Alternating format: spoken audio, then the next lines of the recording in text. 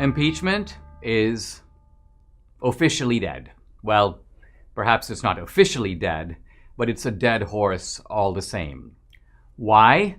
Because 44 Republican senators have voted that the trial is unconstitutional, that the trial is illegitimate, that the trial is invalid. It shouldn't be taking place at all.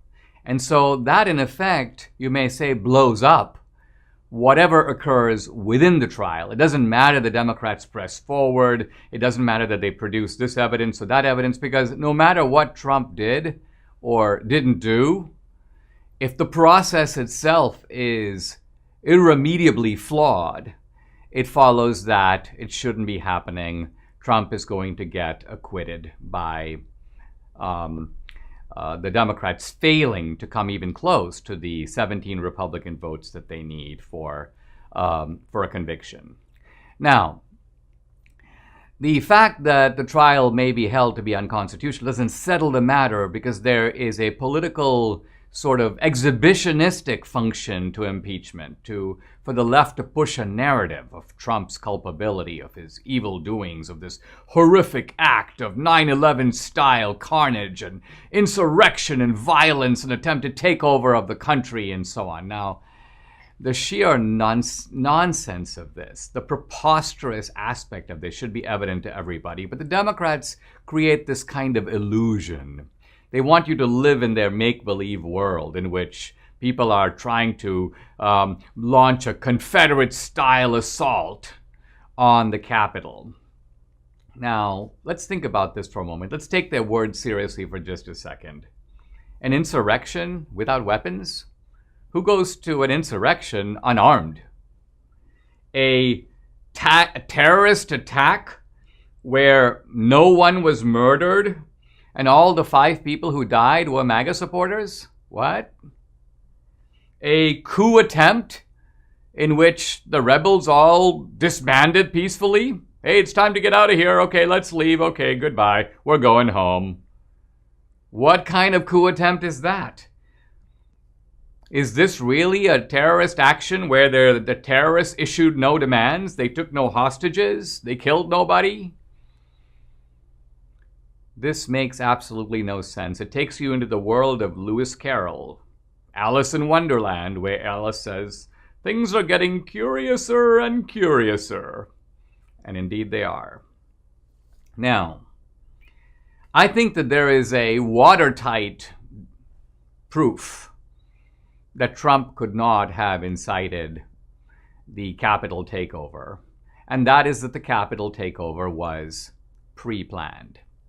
How do we know it was pre-planned?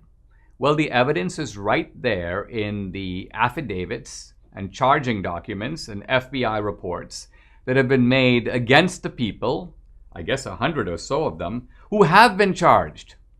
Now, interestingly, in those documents, which lay out a kind of factual record, it's very clear that there were people who planned to take the Capitol.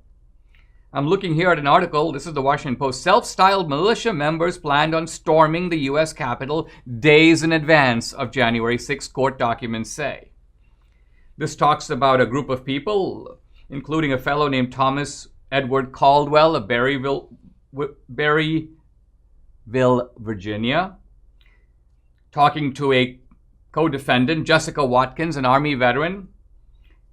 And she goes, we are 30 to 40 of us. We're sticking together and sticking to the plan. And then a little bit later, they communicate to each other, we are in the main dome right now. We are rocking it. Another guy goes, get it. This is everything we effing trained for.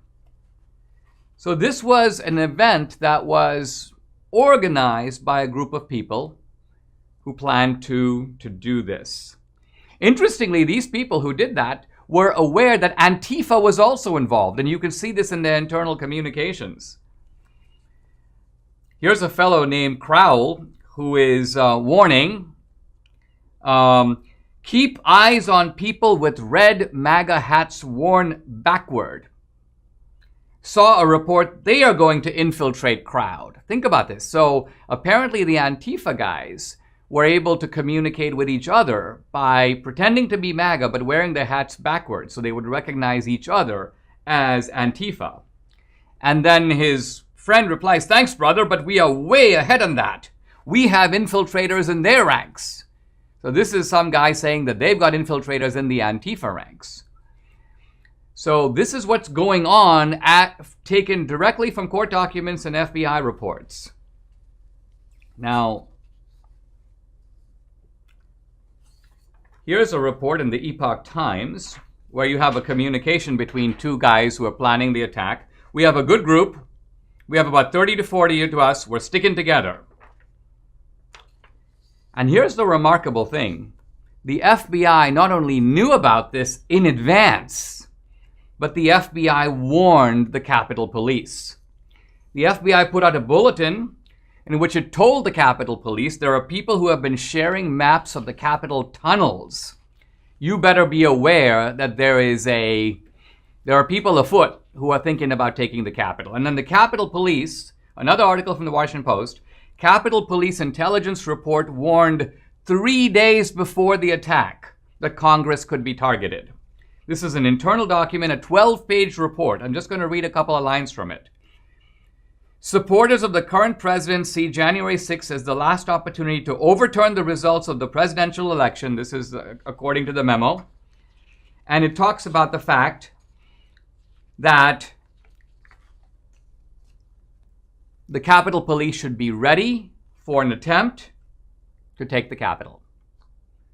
Bottom line, not only was there planning, but the FBI knew about it. The Capitol Police chief knew about it.